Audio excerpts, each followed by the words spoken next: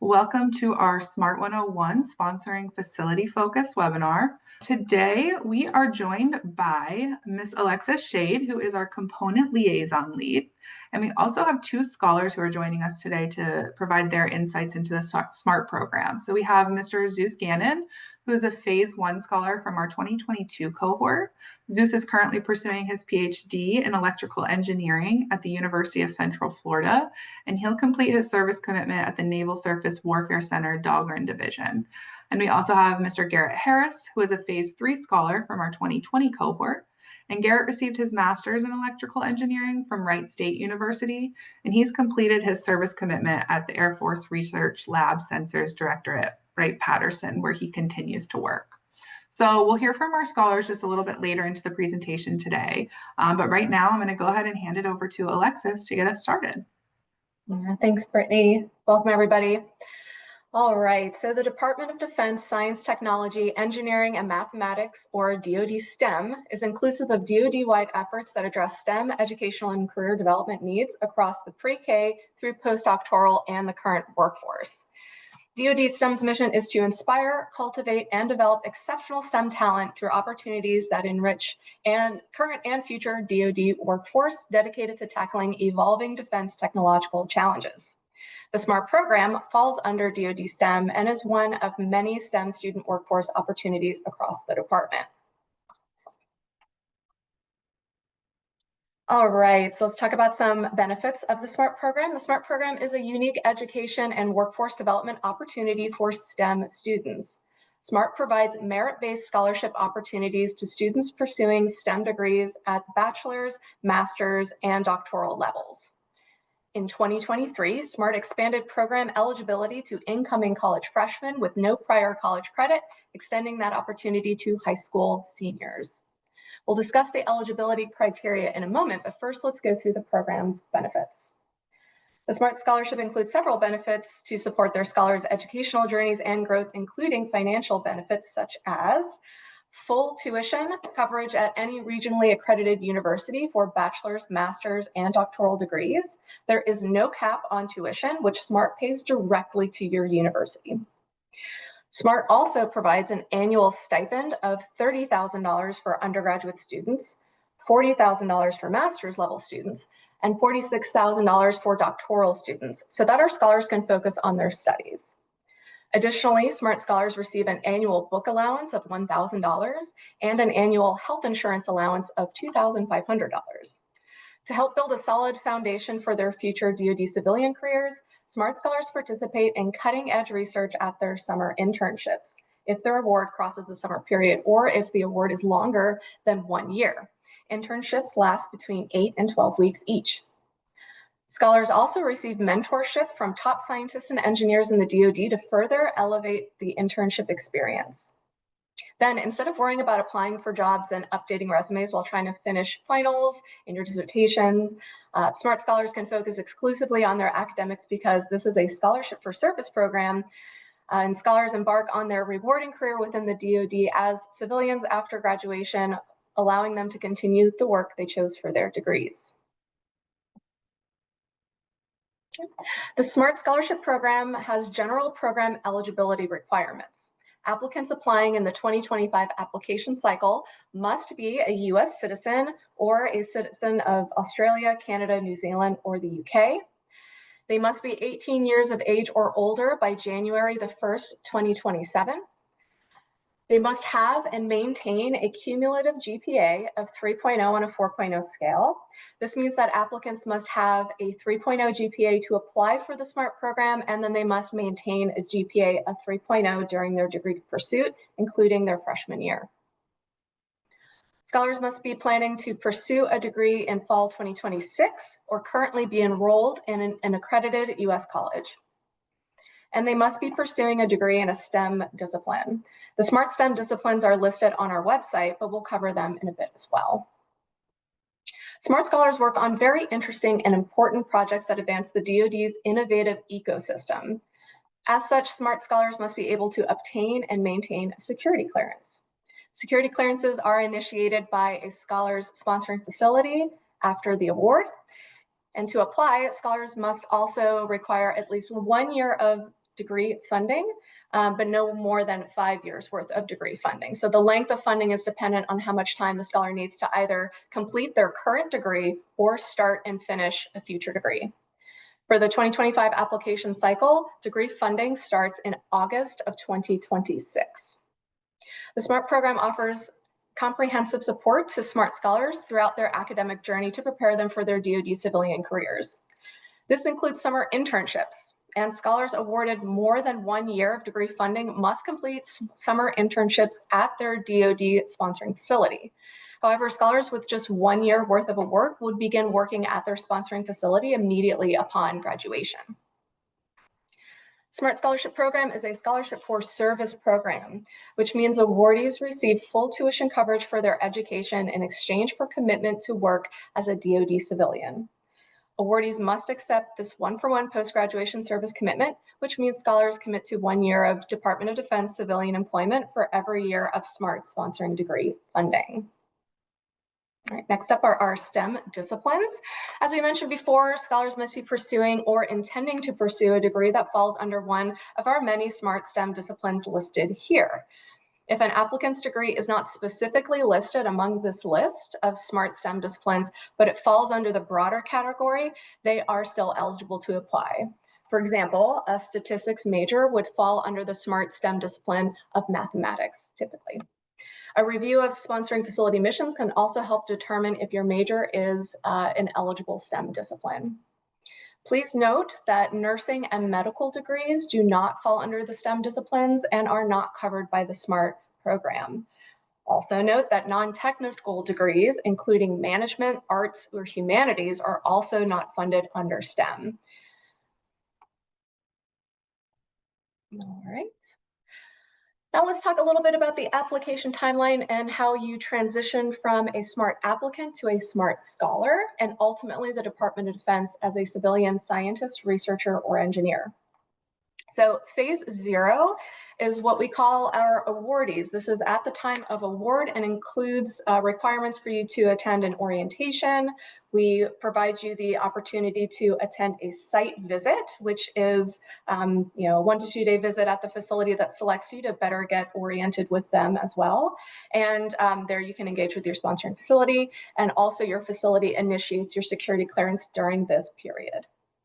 Next up is phase 1. This is when your funding begins. We call this the academic pursuit phase.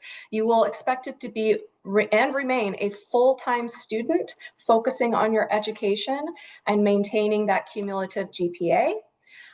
If your award does cross a summer period, so you've got longer than a 1 year length award, you will be required to attend a summer internship at the facility that selects you, and your sponsoring facility will be continuing to process that security clearance through to full adjudication.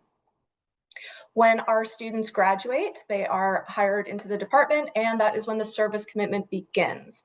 That is full-time employment in a rewarding career with the sponsoring facility that selects you. And again, every year of funding you receive from the SMART program, you must work 1 calendar year at that facility during your service commitment phase. So 1 academic year for 1 calendar year of employment. And then once you complete your required service commitment, you then transition on into phase 3. Once you've committed your service commitment to the SMART program, you can choose to stay in the DoD. You can transfer to other DoD locations. You're free to leave the department. That is completely up to you. There are, your program is complete, but there are opportunities to stay engaged with the SMART program through our alumni.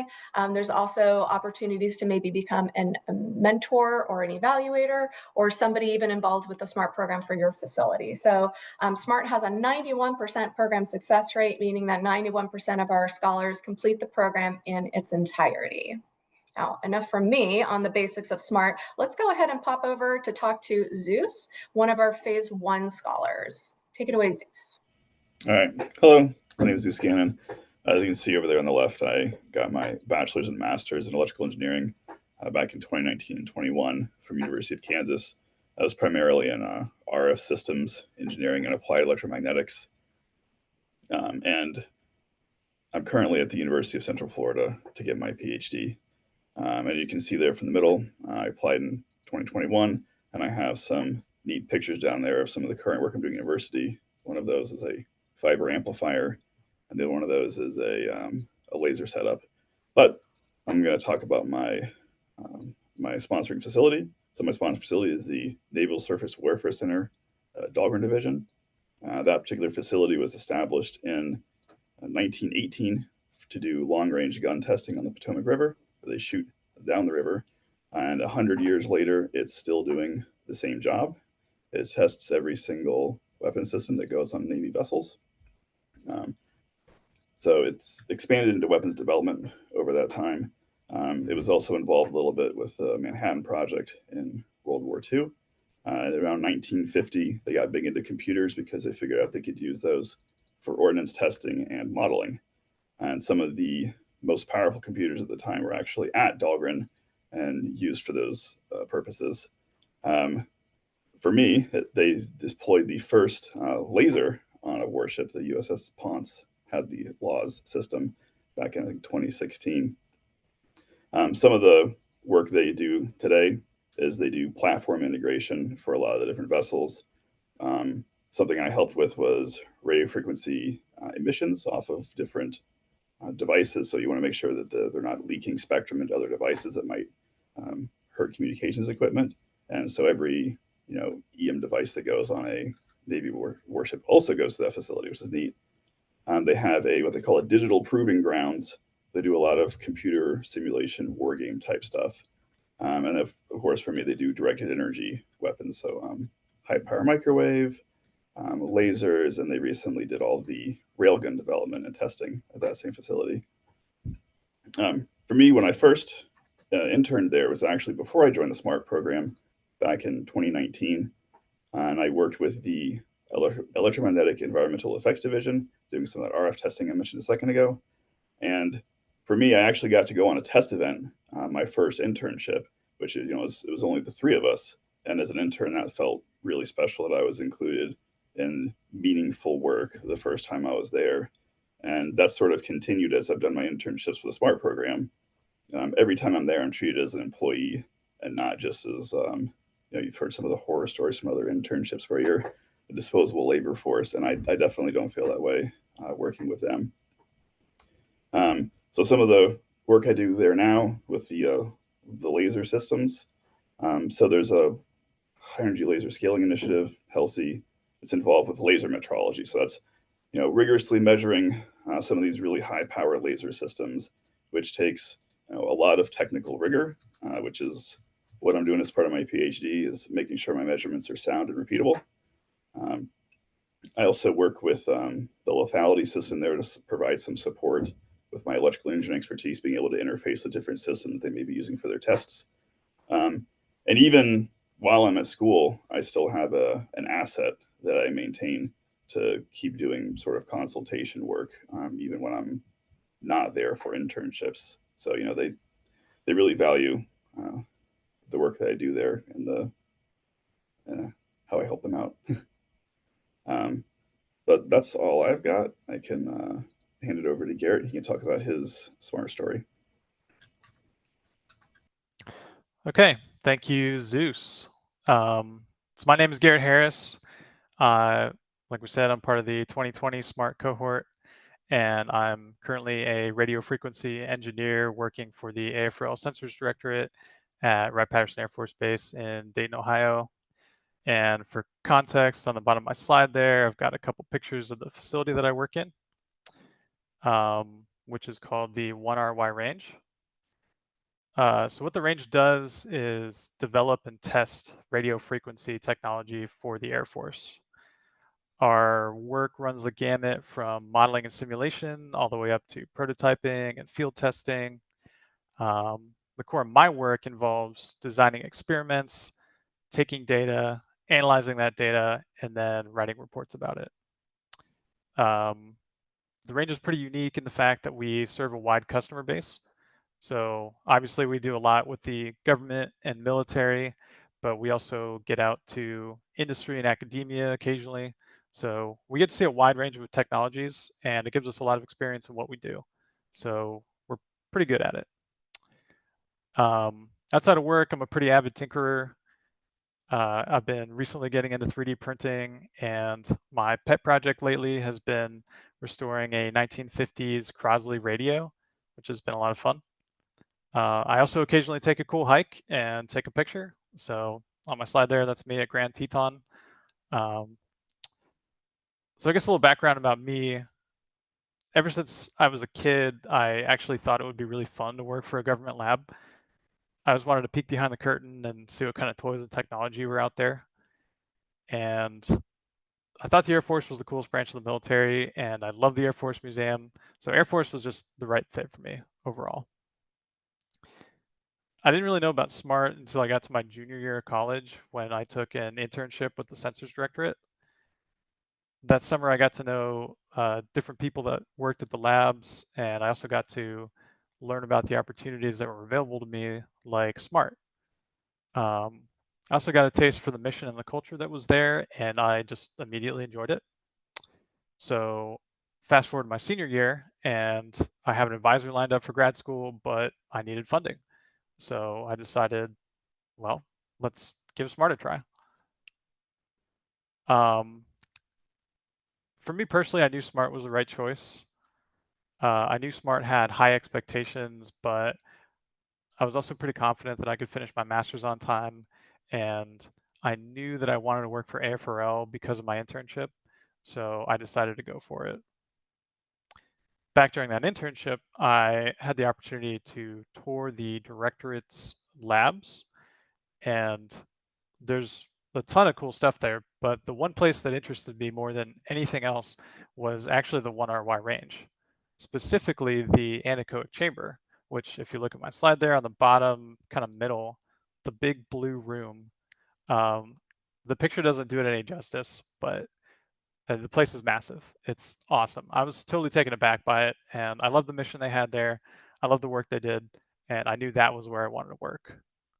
So when I got into the SMART program, I was lucky enough to be paired with that facility, and now I get to work there every day, which is really awesome. So in a lot of ways, SMART was an ideal transition for me from college to government work. So I've completed my service commitment, and my plan is to really stay there indefinitely. And looking to the future, my plan is to just continue growing my technical ability, specifically in the world of measurements. And someday I'm hoping maybe I'll run my own lab, manage a team, and just independently do what I can to help develop technology for the Air Force. And that is what I have. So with that, I will hand it back to Alexis. Thank you. Awesome. Thanks, Garrett, and thanks, Zeus. I really encourage you all listening in to drop some questions for those two. They gave a lot of really good nuggets of wisdom about what they found at their facilities, from their background to how they kind of came into alignment with the work that they're doing. Really cool stuff, both Surface Warfare Center at Dahlgren and our AFRL sites at Wright-Patterson are big facilities with a lot of capability. So if you've got any questions for them, drop them in the chat. I know we're going to be picking their brains a little bit more later on when we come to Q&A, but thank you guys so much. We'll continue our presentation here. All right, so we've been talking a lot about sponsoring facilities. And when discussing the SMART program, it's because they are an integral part of the SMART program. Sponsoring facilities are the labs or agencies within the Department of Defense that partner with the SMART program. They sponsor the SMART Scholars, which is why we call them sponsoring facilities, right? And so they sponsor our SMART Scholars from education through employment, meaning that this is the place where the scholars will perform their internships and then transition into full-time employment post-graduation. And in fact, our sponsoring facilities are the ones that make the selections and award the scholarships, right? And that is based on their projected hiring needs. So proper alignment with the sponsoring facility's objective is paramount to the success of a SMART Scholar. And you just heard from two very happy, very well fit SMART Scholars there. All right, so there are over, a few key facts about facilities. There are over 150 SMART sponsoring facilities located across the United States supporting various missions for the Air Force, the Navy, the Army, and we have several other DoD or sometimes called Fourth Estate facilities. And of those 150, over 100 of them will be actively making selections. The 150 on our website have indicated that they are going to be looking. So year over year, we have a high majority of those will actually put forth and make selections for this upcoming year. So applicants can review these sponsoring facility information on our website. So I heard from the poll that a lot of you have started an application and you've heard of the SMART program. So hopefully you've been to our website. We're going to talk a lot about the website today, but on the website, you can see the different locations of sponsoring facilities broken out by their sponsoring services. You can see what degree levels they're looking for, what STEM disciplines they support and what they require, what type of facilities they are. And finally, you can find out more information about their mission. So we've got a lot of information about our website, and we highly, highly recommend you taking a look at our newly revamped website as well for this year. So there's a ton of information. And if you need any assistance, we're going to be dropping a lot of different helpful links throughout the presentation, but you can reach out to the SMART Component Liaison team, smartcl@smartscholarship.org, or you can visit the website and select Contact Us. Again, I'll drop in a few slides, we'll have a lot more of those contact information coming up. Right, so what is a facility? Aligning your ambitions to the need of a sponsoring facility is crucial to the application process and ultimately your success as a SMART scholar. So if you've already started that application, you may have noticed in the proposed award details is where the applicants enter your award information, such as your academic institution, your area of study, degree level, and then there's a section for facility preferences. That's why we're here today, and it's a big one. So again, the sponsoring facility is the lab or agency within the Department of Defense that partners with our program, the SMART program, to then sponsor our scholars for their education through their service commitment employment phase. So for the SMART program, the sponsoring facilities are the largest stakeholder in our program, and their role is to review applications, interview applicants, and determine who they want to award for the scholarship. Sponsoring facilities, not the SMART program itself, are the ones that select the scholars. Therefore, to give yourself the best possible chance, it's important to do your research and align yourself with a facility that is looking for who you are as an academic, as a student. So each scholar has one sponsoring facility, and it is where you conduct your, again, the internships and where you then graduate. So scholars do not need to secure an internship outside of the SMART program. Again, just keep in mind that applying to this program is for all of it. You get the tuition paid, the stipends, you get the internships with the facility that selects you, and then you get that employment at the end with the department, the facility that selects you. So it is truly a great opportunity to apply for all of those opportunities in one. And as you can see from our map, they're located throughout the United States. You can see a few areas where there are a few concentrations, but let's go ahead and talk about what are the types of facilities we have listed on our website. Okay. Just to familiarize yourself, we've asked our sponsoring facilities to self-identify and self-report how they view themselves. So of SMART's 150 facilities, they're classified into 6 different types. We'll go through these now. So laboratory sites within the DoD focus on cutting-edge research and development across various scientific disciplines. Their missions can range from material science to chemistry to electronics to robotics.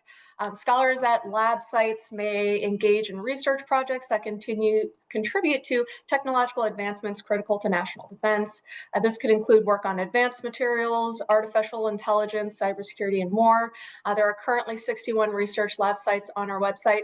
They typically have the name Air Force Research Lab, Army Research Labs, etc. So you can look for those by name or by using our drop downs. Intelligence communities, we do work with a few intelligence communities. They are sites that play a critical role to national security by gathering and analyzing intelligence data. Scholars here may work on data analytics, cryptanalysis, cyber threat detection, even cutting edge technologies using intelligence gathering and analysis. The work can be most challenging and highly rewarding, and we have currently 14 different intelligence sites. While SMART doesn't fund medical degrees, we do work with a small number of medical facilities. These focus on medical research. So scholars may be engaged in medical research or projects related to healthcare technology, and opportunities may include working on medical breakthroughs, developing medical solutions, or assisting in military medical missions. We currently work with 3 medical research sites. Army Corps of Engineers. So any of you civil engineers out there, or obviously a very larger variety, but U.S. Army Corps of Engineers play a vital role in engineering, infrastructure and development, and environmental management for the military. Scholars may work on infrastructure projects, environmental restoration efforts, or civil engineering research. This could involve projects such as building sustainable military bases, managing water resources, or disaster response planning. We work with currently 25 USACE locations. Test and evaluation centers. These centers evaluate and test new technologies, weapons systems, and equipment to ensure they meet military standards and are safe and effective. Scholars can get hands-on experience with cutting-edge military hardware, testing new equipment, and analyzing test data. This work contributes directly to the readiness and effectiveness of the armed forces, and we currently work with 37 test and evaluation sites. And finally, we have other mission support sites. These sites encompass a wide range of functions such as logistics, supply chain management, administrative support, also all crucial for DoD's operations. Scholars at mission support sites may work on projects related to logistics optimization, supply chain security, administrative efficiency, or even IT systems that support the broader DoD mission. We currently work with 23 sites. You may also notice that some of our facilities are hybrid missions, so they fall under several categories, just for your awareness if you are searching on our websites. And all right, so let's go ahead. You were good, Brittany. Let's go ahead to what makes a good match between you and the sponsoring facility. All right, so the SMART application makes it mandatory for applicants to select at least 3 sponsoring facility preferences, but applicants have the option to add up to 5. And selecting preferences does give you more visibility to facilities than not having any preferences at all. We know that no preference is a drop-down, but we're really encouraging you on this webinar to put locations, especially for at least your top 3. But you've got 5 spots for a reason, so go ahead and use them if you can. Sponsoring facilities can view all applicants during the selection process, so it's not just that if you select a preference, you're only visible. You'll be visible if in the selection process to be visible by all facilities. This just gives a focus and shines a spotlight on your interests and you indicating to those facilities where you think you might be a good match. So again, we highly recommend that you use the opportunity to put 5 different locations, and these are ranked just for your awareness, 1, 2, 3, 4, and 5. We want to stress that it's important to be intentional with your preference selections. It's important to research the sponsoring facilities to ensure that you are an ideal fit. Doing your research before you submit your application. Again, you're applying to make a long-term commitment if selected to be a SMART Scholar, and researching will help you make sound judgments on whether this program and the potential sponsoring facility is right for you. So what should you be considering when thinking of how to make a good match with the facility? Here are some things to consider. So number 1 here, we have location. Location is very important. This is not only the place where you will be spending your summers performing an internship, but it will also be the place where you live and you're employed once you are in your service commitment phase. So it may not be ideal to select a preference for, let's say, Alaska, when you really love the sandy, sunny beaches of Florida, right? Likewise, if you are comfortable living in large cities versus rural communities and rural areas. We have many locations that are in major metropolitan areas like Washington, D.C., where there's traffic to consider and cost of living, and other places are more like a test and evaluation center, which might be a land range out on a desert. So where do you see yourself fitting in, and where would you be most comfortable given how, what you see for yourself in your future? So again, taking a look at the cost of living in an area, taking a look at the location, where's your family? Do you need to stay close to extended family? Maybe that's a really big consideration for you.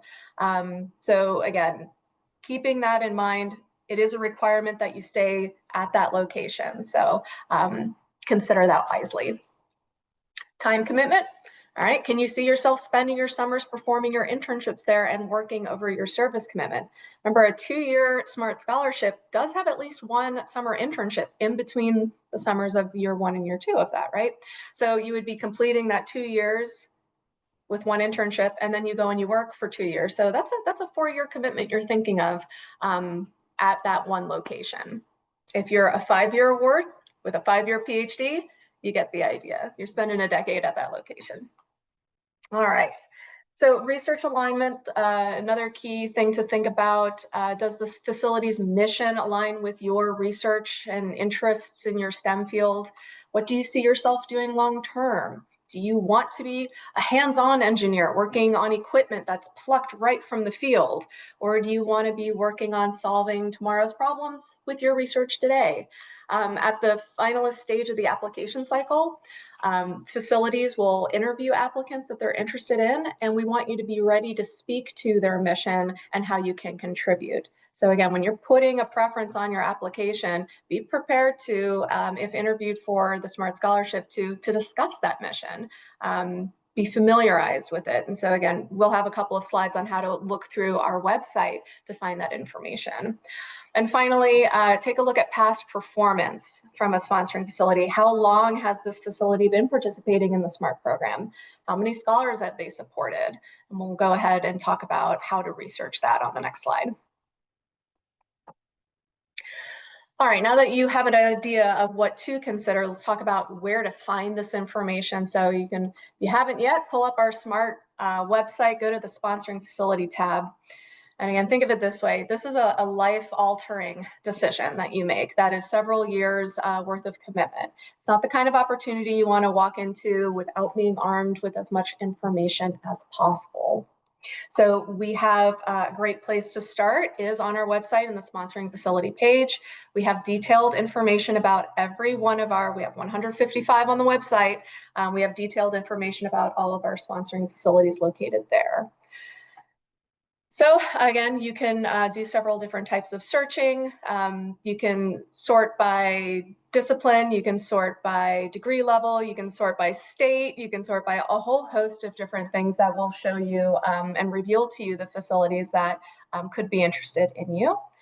So on the facility pages themselves, they include things like priority STEM disciplines, which will show you that organization's top disciplines that they're looking to select, and it can also help you find alignment with your research and facility needs. On the landing page, I will say this, on the landing page, if you click on the pin located for each facility, a pop-up will tell you how many scholarships have been awarded at that location. So go to the map, click around, and you can get a good idea of how long a sponsoring facility has been working and then how many scholars they have supported. So if you're clicking on one location and it says, only 2 scholars have been selected since 2017, that might be a good indicator that they are less active in the SMART program. If you're clicking on somebody and they say they've selected, 20 scholars since 2023, that's giving you a good idea that they've been participating recently and they've sponsored SMART scholars. So since SMART's been around for 20 years, we do have a lot of data on our website, so you can get an idea of, again, how many scholars have participated at these different locations. Okay, it's also very important. This year, we did a very deep dive and revamped the questions that we were asking our sponsoring facilities to provide our program so that we could give our applicants the best possible information to help assist with this decision, right? So in the actual facility pages themselves, there's a description of the facility's mission, their vision, their broader impacts on the department. There's tabs for what they're looking for in a SMART scholar. I know that's a very popular question to ask. What is it? What do facilities look for in a SMART scholar? Some of them tell you directly and in great detail. What makes an applicant stand out? What are non-technical skill sets that are desired? Some of our pages, facilities go also into great detail about what is life like as a SMART scholar at this location. They'll describe the workplace, What's a typical day? Are there any travel opportunities? What career development opportunities are offered? And to wrap up the facilities page itself, there's a section where there's more information about the local area. So they'll even give you like an estimate of, oh, it's 2 hours away from DC, 1 hour away from Baltimore or something. You know, they'll tell you, you know, those kind of indicators. So you can get a general idea of where this location is. And then also the page will list their websites, any social media links that were provided to us. So really come to our website pages for our facilities, have a wealth of information that are going to help you make that alignment. And while you're on our website, go ahead and check out, we have scholar highlights on several facility pages. We have a website for upcoming events and webinars are listed on our website. And again, we do encourage you to attend all of our webinars, especially during this application season. So if you don't get your questions answered here, or if you think of more later, you can just join another webinar and we can get those questions answered. All right. Facility preference tool. So selecting sponsoring facility preferences is required, as we've discussed. And to assist you, we have an optional tool that you may wish to use. This optional tool can help you to narrow down. So, you know, again, we're asking you to do your research, but this recommendation tool will help our recruitment scholars research and select facilities. So if you're not currently an employee of the DoD, utilize this tool. So it's in the application itself. So if you haven't yet opened an application, open and start your application today so you can check out what this tool can do. It'll generate responses based on the STEM discipline and degree level selected in your application. And the recommendation tool provides a list of all facilities that match your applicant's prompt. So for example, if you entered a bachelor's degree, software engineering, and a specific geographic preference, the responses are generated in order of most similar to least similar, but within the same categories requested. We've even enhanced this feature to include color gradation to reflect levels of similarity. So green is going to show you the most similar, yellow somewhat similar, red least similar, but still meeting the criteria. If a facility is not listed, it means it doesn't match the criteria entered.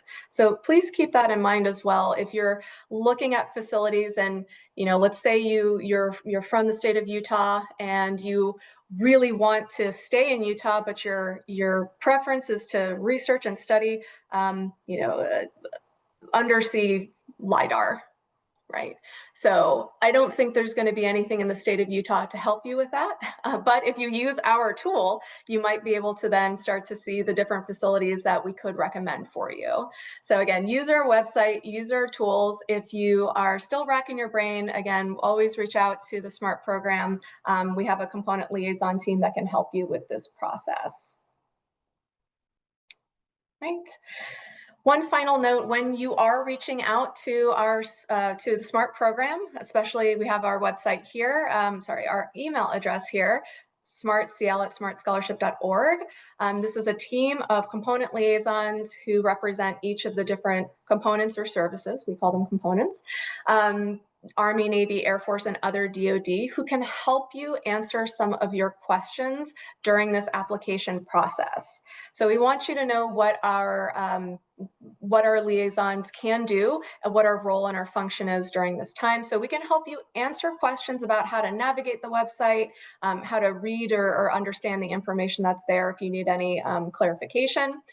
We can help you identify facilities that you could consider for your application preferences. Again, once you've used our tools, it's best to come to the program with, you know, hey, I've researched and I'm interested in these. Do you have any others that I'm possibly missing or I could also target, or is there anything on my list that I'm off base with? And we can also answer any program policy or procedural questions so that we can do that. But please note, we are not going to give out facility contact information. We're not going to tell you how to rank your preferences or give you any kind of, you know, we don't have any insider information, so there's nothing to provide you there. And we also can't guarantee a selection or that if we pass along a resume to a facility that they're going to reach back out. So we can definitely help to the best that we can, but we can't do it all. So, all right. Rounding out our webinar here, application and selection timeline. As a reminder, the application is currently open right now, and it will close at 5 p.m. Eastern on Friday, December the 5th. Once the application closes, the sponsoring facilities will begin reviewing applications in January 2026 through March, and they will be conducting interviews during that time. We carefully review thousands of applications to ensure a thorough and fair selection process, and sponsoring facilities will be the ones to review the applications, contact the applicants for interviews. Again, that's through January through March. During that time period, the program is going to host an interview tips webinar. So we hope that you tune back in during that time to get some tips on how to prepare for interviews. But if you are selected by a facility, the offers go out in April, and we are committed to keeping all applicants updated on the status of their applications and next steps, regardless of the award decision. So you will hear from our program throughout many different stages regarding your application. And additionally, between May and July, scholars who accept their award will perform site visits and, as we mentioned in the phase 0 overview, orientation as well. That happens in July. So it's an event that allows scholars from the current cohort to network with one another and prepare for SMART's journey. Again, the SMART orientation for the 2026 cohort will be in July next year. And finally, the 1st of August is when funding begins. That's when awardees will start their academic pursuits, focusing on the year ahead. Summer internships begin May through July of the following year. This application cycle will produce scholars for the 2026 cohort. So if you are applying this cycle for funding to start next year, keep in mind that your first internships would begin around May of 2027, right? Okay, this is a lot of dates to remember, but it's important to keep this in mind as you are applying throughout this time, and just to stay really connected with the program. If you ever have any questions, you can reach out. And speaking of where to reach out, we've mentioned it a few times, reach out, reach out. So if hopefully we can address a lot of your questions today. We've got ample amount of time for the polls and the Q&As coming up next. So if you do have more questions about the SMART program, these are the contacts to reach out to. Anything related to the SMART program or the application itself, reach out to smart@smartscholarship.org. All things related to sponsoring facilities, anything I've discussed here on this webinar, you can reach out to my team of component liaisons, smartcl@smartscholarship.org. And any technical help that you need with your application or your account, maybe you forgot your login or something, something's not going right, you can submit a help desk ticket within the application portal or through our website. All right, I think, Brittany, I'm turning it over to you.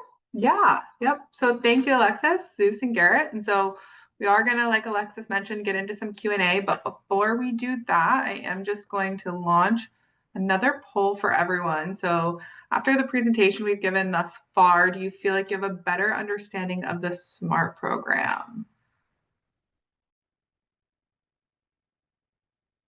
All right, so those answers are coming in.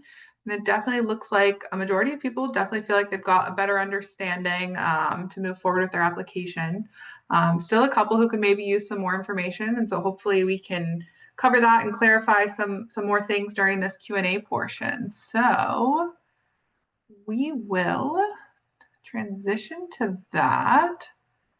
And we will start with our first question, which is, so for Alexis, do other facilities look at the application based on the student's skills and interests, or only at those locations specifically selected by the applicant? Nope. So an applicant is viewable by any facility that has access to the selection portal itself. By listing preferences, you're just indicating to those specific facilities that you are interested in them. However, some of our other, we have 155 on there. Some organizations maybe don't get as many people putting preferences, so they tend to look outward. Or if there's a facility that just has a specific need, they can search the portal for your specific STEM discipline, your degree level. And also, I'll give a plug for the keywords on the SMART application.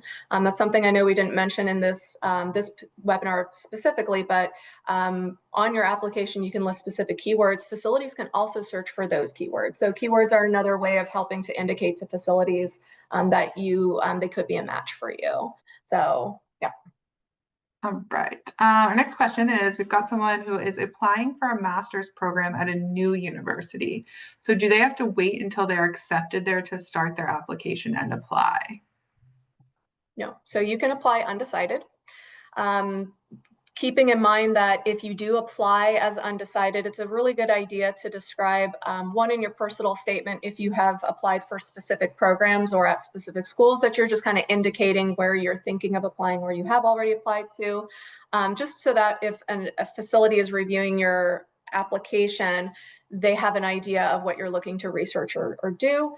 And you must be accepted into that program prior to us starting funding in August. So there will be a mechanism for you to then declare your academic institution over the next summer if you are awarded, so that we can then get the tuition all set up to go. But you must be accepted into a program to start in the fall of 2026 if you're applying this cycle.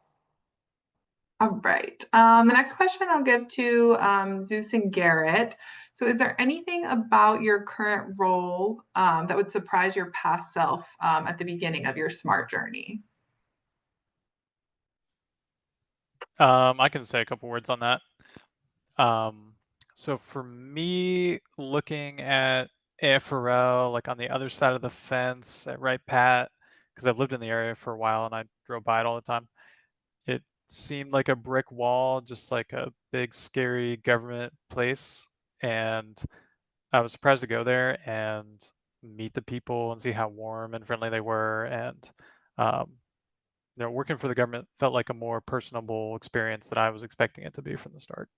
So that would be my answer to that question.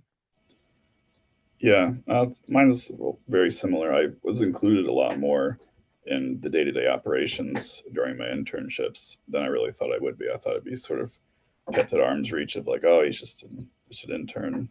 We'll give him a couple tasks and let him chew on those for a couple weeks. But yeah, it was a lot. They value my thoughts and things like that. It's really nice. But yeah, I didn't think they'd be as welcoming as they would be.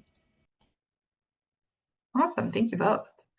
All right, Alexis, does distance from my chosen sponsoring facility play a role in my selection?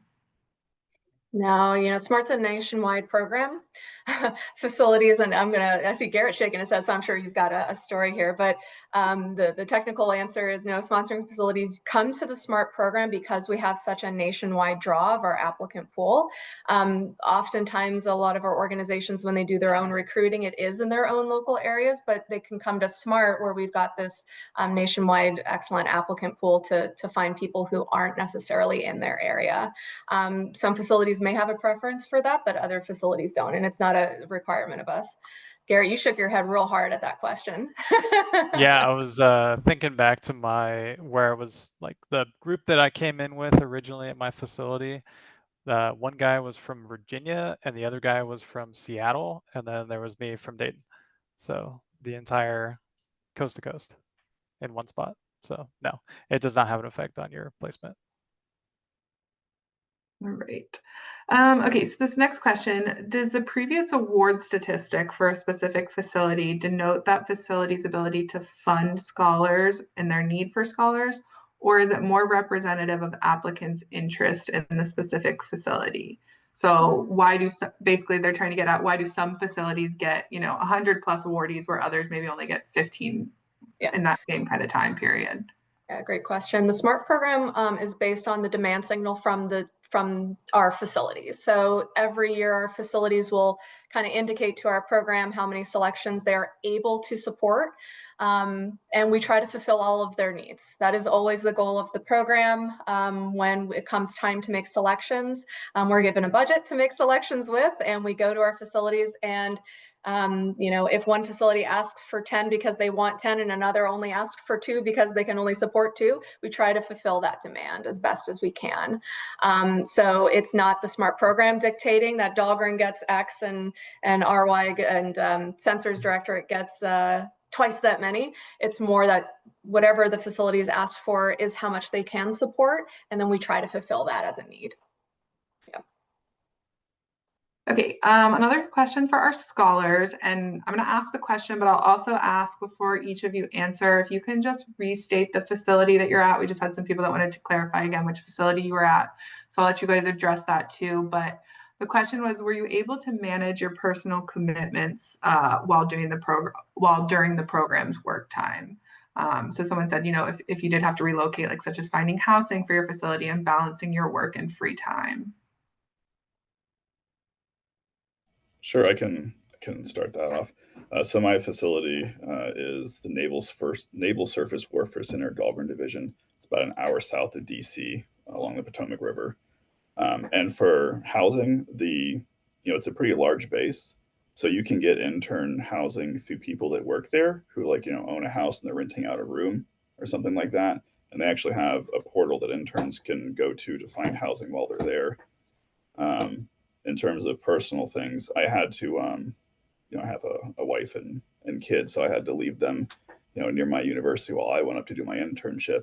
Um, and it was supported by the facility, at least in my case. You're, So my perspective on that.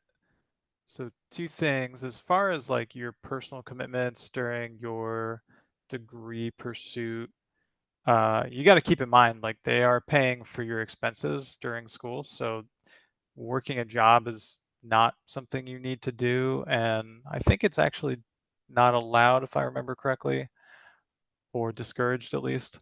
So your you got to job during explain your it. academic pursuit. Sorry, what was that? You got to explain it in the yearly reports why you sought employment somewhere else. Gotcha. Um, yeah, school's your main job, so you can really like focus 100% on that, which I found to be the right balance. Like I could put 100% into school and then I didn't have to worry about my other commitments as much or having time to do them. As far as the internship goes, I get the sense you're asking about having time to move out to the internship location. Um, Keep in mind also that you are able to work with your sponsoring facility, and if you need a little extra time before the internship starts, maybe like a week or two to get things together, generally they can accommodate that. And also the internship doesn't necessarily have to span 3 months of the summer. There is a minimum requirement, so you can work those minimums according to the handbook to your advantage. Thank you both. So another question, I think more tailored to you two as well, was kind of how did you navigate the ranking facilities aspect of your application, and what criteria did you prioritize when you were working through that? So for mine, like I said before, I had already done an internship with the facility as an SSEP intern. So I sort of already had connections on the other side of the fence in order for them to pull me. Um, so I knew what facility I wanted to go to. But for the other two, I used the ranking tool and to find out, who did RF stuff that I liked doing or who was in a location that I could, see myself working. And I'm from Florida, so I didn't want to go to Alaska or Utah or anything like that. um, so that was my primary criteria was they do work that I would like to do and they're in a location I could see myself living in for a long period of time. Yeah, I guess I'll hop in on that. And also, I forgot to mention the facility I work in is the AFRL Sensors Directorate, or AFRL RY. Um, yeah, in terms of trying to decide which sponsoring facility I wanted, I'm in the same camp as Zeus. I did an internship with the Sensors Directorate. I knew I wanted to work for them. Um, I also knew, like, at the end of the day, as long as I got to work somewhere at Wright Pat because I was close by, I was going to be happy. Um, but yeah, I knew Sensors Directorate was a good fit, so that was my main one. So unfortunately, I don't have a lot of experience with racking and stacking different sponsoring facilities other than what's already been discussed on the slides. That's all good information. Yeah, and Brittany, if you don't mind, I want to ask them a follow-up question because we have seen this a fair amount of scholars who have had previous experience with a DoD internship program. Could you maybe speak to how you found that internship program? Yeah, I can start with that. Um, so I got into the DoD internship program through my advisor meeting someone at a conference, and it was primarily for the RF work that I was doing. And he expressed the need of someone who with RF expertise that they needed over the summer. And my advisor was like, "Hey, I got a bunch of guys sitting around. So he sent us all an email, and I was the one that bid on it. But specifically, I wanted to do that because the Navy has a lot of platforms. It's not just sea ships; they also do land platforms and planes and things like that. So it seemed like a great opportunity to really expand my horizons and learn about all kinds of different things. Yeah, once again, same boat as Zeus. My advisor knew about this internship, and I was starting to work with him more and more. And he says, "Hey, you should apply for this." And so I did. And um, it was also, so it's called it's not called this anymore. At the time, it was called the ATR Center, Autonomous Technology Research Center. Now it's called SDIP, Sensors Directorate Internship Program. But at the time, that was actually hosted by my university, Wright State. So if he hadn't told me about it, I would have run into it eventually anyway. But yeah, talk to your advisors. They Yeah. usually know people. Yeah, I think that's the point that I'm hearing from both of you is that your universities have connections, and to start asking around. You could talk to an academic advisor or even just your professors themselves to see what kind of connections they might have to any DoD labs, or if they know anybody at your university who does, for you to then go talk to see about these kind of interests. Because again, there's a wide network of DoD working with universities across the United States. And so go out and see what's within the realm possible to then start to find out where is the work, and then where are the internship possibilities if you're still kind of early in your academic pursuit. Yeah, thanks, guys. And also the DoD STEM website also has a lot of other great resources for internship opportunities as well, if you're looking to kind of get in that way. Okay, Alexis, question for you. Do all facilities do interviews during that interview period? It is a program requirement. So it hasn't been in years past, but it is a program requirement as of this past year moving forward, that all facilities interview their selected awardees. So again, we're going to have a webinar sometime early next year that will help prepare you all for those interviews. We think it's a really important step as a program, which is why we made it a requirement. I know some years past it wasn't, but we find that it gives you an opportunity to ask your questions more directly if you have the opportunity to. So really be thinking about that. If you had the chance to talk to these facilities, what kind of questions would you have for them? All right. And another question, we just want to definitely clarify kind of how the selection of the awardees work. So the question was, do the sponsoring facilities directly admit the applicants, or do they just recommend them to be awarded, but they don't actually control who receives one? That's correct. So they build out their wish list of people that they want to support. So again, a facility will know going into the selection portal, I want to support maybe 5 to 10, or I can do 20 or more. And so they'll have their individual department heads, branch chiefs go out and doing the interviews. They then provide the lists to their facilities representatives to submit to the program. The SMART program is given a budget every year to work with. And so we try to fulfill all the needs we can, but sometimes that doesn't happen. So we can't guarantee that if a facility wants to have the award, that the award can go out every year. But again, we do try to fulfill all of the needs of the facilities as best as we can. So someone had asked, so there are some facilities on the website that don't have any information provided. So how can we go about kind of learning more about those facilities if they pique their interest?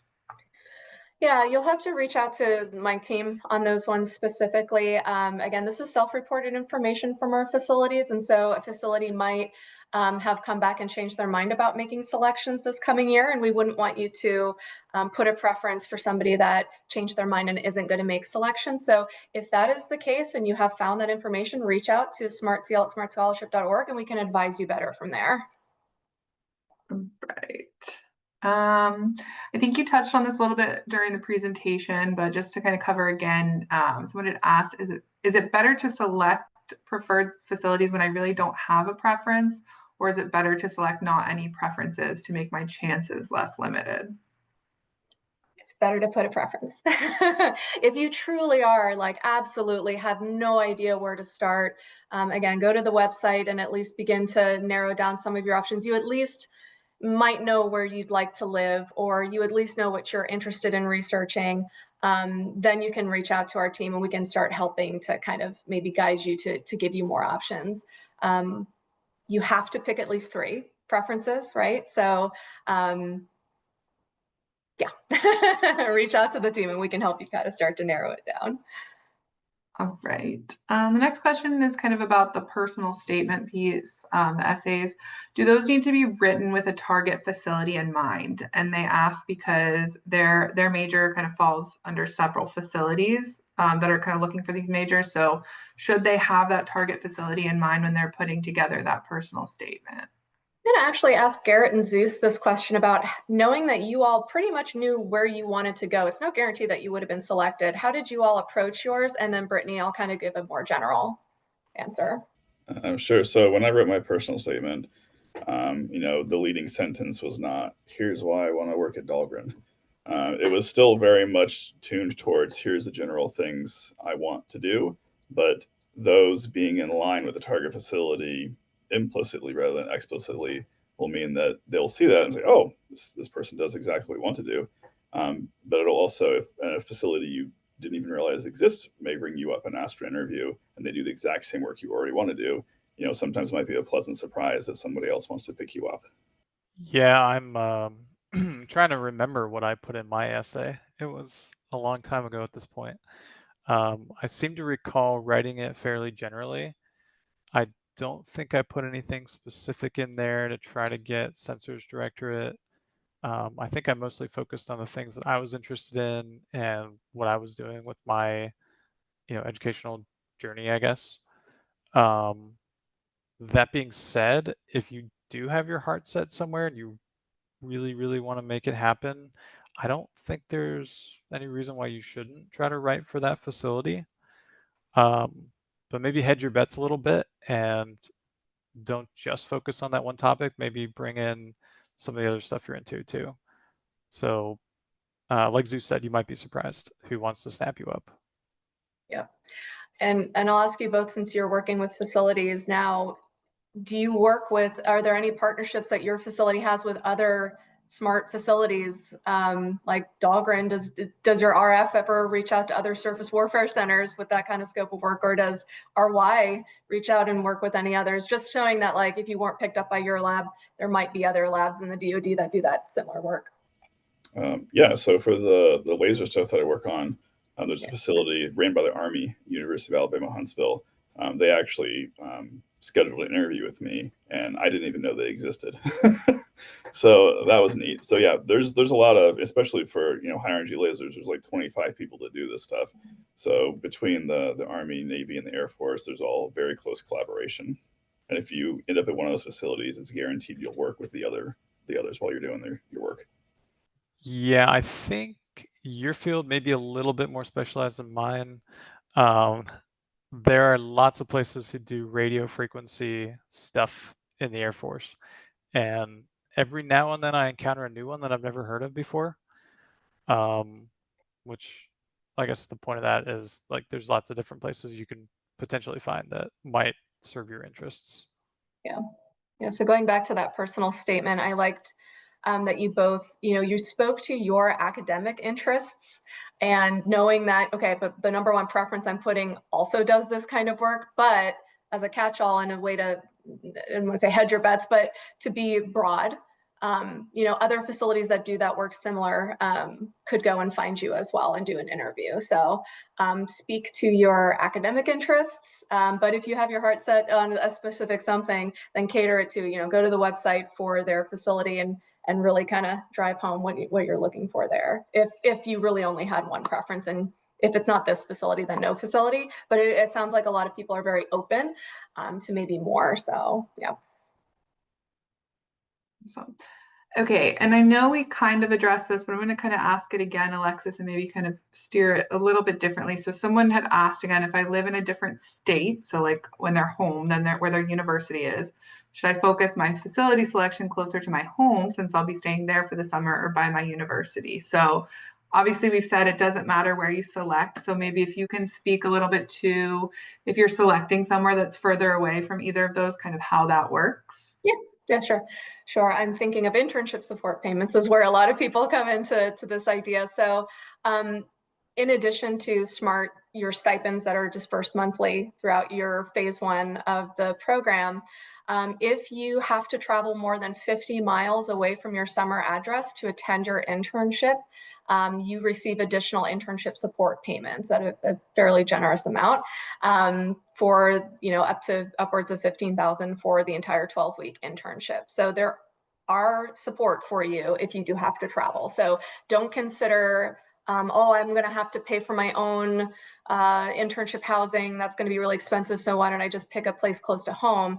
Instead of that, just think to yourself, do I really want to stay close to home for the duration of my career? And if that's vital, then you go with that. But don't let the fear of not being able to financially afford having to travel and do an internship in a completely different state deter you, because we have additional support for that.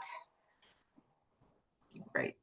Another question, kind of a couple I'm going to kind of put together about the matching tool for facilities. So the question kind of came in of, does a 100% match with the facility indicate a greater chance of selection and award acceptance? And kind of what is the reliability really of this tool?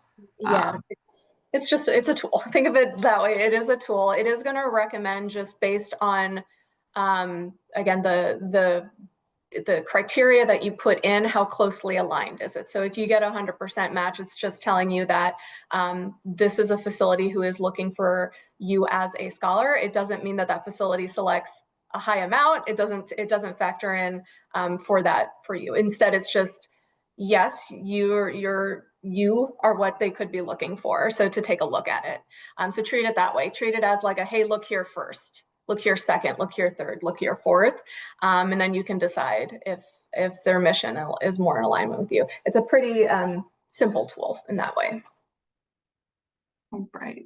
Next question was, so if no sponsoring facilities reach out for an interview during that January to March timeframe, does that mean that we weren't selected? So the SMART program is going to stay in contact with you throughout this process. As we've said before, if it is a requirement to interview. It is a requirement to interview. We even require facilities, and we'll be pushing this year especially. Sometimes they would think, oh, but I've got a current intern here, and I know I want to pick my current intern. I don't need to interview. We're going to really drive home that they need to still do an interview, so that way the applicant is aware of their interest in them. So that is really important to the SMART program, and we're going to ensure that our facilities are complying with that to interview everyone who they would like to make the selection for. Right. This next one I will again direct towards our scholars. This one's a little bit more generic, but how do you anticipate kind of making a difference with your technical work within the DoD, or how do you feel that maybe you already have made a difference within the DoD with your work? Okay, I can go first. So, especially at Dahlgren, the sort of the mantra for us is to support the warfighter through the things that we do, and that facility actually works with service men and women who have been out there, and they're in direct contact with us as we're developing these systems that they'll eventually use. So you get to hear a lot of tales from them about what worked well, what didn't well, and it really brings home that you're helping them complete what they need to do. So that's mine. Here. Yeah, so where I work is in a lot of ways a test center. So what we're doing is getting answers on whether something works or not, and sometimes that answer, we may not even be aware of it. It may be, 6 levels past what we're doing, but I mean, that answer could turn into a life or death decision, whether to use this thing or not. And I guess that's something I think about a lot is, am I doing my job to the best of my abilities to get that answer as precisely as I can, which will, inform these decisions later on that somebody's life could depend on, So that's where I feel like my contribution to the DoD's mission lies. All right, Alexis. So this question, since all facilities look at your application, should the applicants be researching how many applicants facilities accept and rank according based off of that to maximize becoming part of the SMART program, or really be driven by our genuine interest and location? That second part. I would like to kind of reframe this idea that I just really want the scholarship. I don't care where I go. I feel like misses the theme of what we're trying to convey here is that you do want to care where you go. You do want to care where you are working, especially if you are passionate about what you're researching or what your interests are. You want to then do that for work as well. And that is what this program is really trying to drive home, is a good match between the scholar and the facility for the long-term retention in the department. So we really encourage you to think about what are your academic interests and your career professional pursuits. And then, again, there's 155 locations. You're bound to find 5 that could be within alignment of what your interests are. Given that, sure, you can be flexible, you can be all of these things, but you still do have an interest, and facilities want that too. They want the people who have some sense of either, passion for what they're learning or what they want to be learning in the future. I know we have some people who are kind of early on in their academic careers. And so you're thinking, well, I haven't even declared a major yet. Begin thinking about that long-term, where could you go? Garrett, I see you kind of interacting with some of that too. What are your thoughts here? I just want to add that the government definitely needs more passionate young thinkers to make it a better place. So definitely go with your heart more so than the numbers if you're really interested in something. I mean, at the end of the day, it's a job. You're going to be there every day. So pick something you like, pick something that you care about. All right. So the one other everyone's favorite question about a recording. So just again, yes, we are recording this webinar and we will share it with everyone within a week from today. So everyone will receive that via email, whether you were able to attend or not. If you know people that registered but couldn't attend, everyone that registered will get access to this recording next week. I think that is all of the questions that have come in thus far. So Alexis, I don't know if you have any questions. If not, I will just ask Garrett and Zeus if you have any parting words, any kind of like last little bits of advice for people as they get their application started, anything like that. Yeah, I think let's go with the parting words from the two, given our questions we've had. Okay. So my parting words to the application process is to just, really write about what you're interested in, and be genuine. I wrote about what I wanted to do, what I'd done, that sort of thing. Because ultimately these are read by people. They're not just thrown into some sort of model where it picks out important keywords and then disseminates it accordingly. This is real people on the other end reading this, and they'll sense your genuineness through the words that you put in there. Yeah, I totally agree with everything you said. And I guess I would add, just try to remember that like SMART and the government, like the sponsoring facilities, are 2 separate groups. It's really easy to think about them as one and the same, but they're really not. So try to give them grace throughout the whole process. And then really exactly what you said, like the government is made up of people, and try to approach it with that mindset. It's not like a big brick wall. It's not like the BMV, it's like they're human beings. So try to be excited about it, be passionate, be yourself. And that's what I got. Thanks. Awesome. Okay, well, thank you both. I am going to throw up one more poll for everybody as well. So now that we've kind of gone through the presentation, wrapped up our Q&A, let us know if you feel that the content and information provided today was helpful, and if you feel better prepared now to complete your SMART application. Hopefully we gave you some good tips and tricks for that. I've also gone ahead and thrown up our contact information again. So again, any kind of questions about the program, feel free to reach out to us at smart@smartscholarship.org. Any questions about sponsoring facilities, again, Alexis's team will be happy to help you through that, and they can be reached at smartcl@smartscholarship.org. Again, application is open and will be open until December 5th at 5 p.m. Eastern. So definitely go ahead, get in there, get those applications started, and then feel free to connect with us on social media, follow along, and check out our website for any other upcoming events. Thank you all again. Thank you to Zeus, Garrett, and Alexis for joining us today for this presentation, and thanks to all of our attendees. Have a great afternoon, everyone.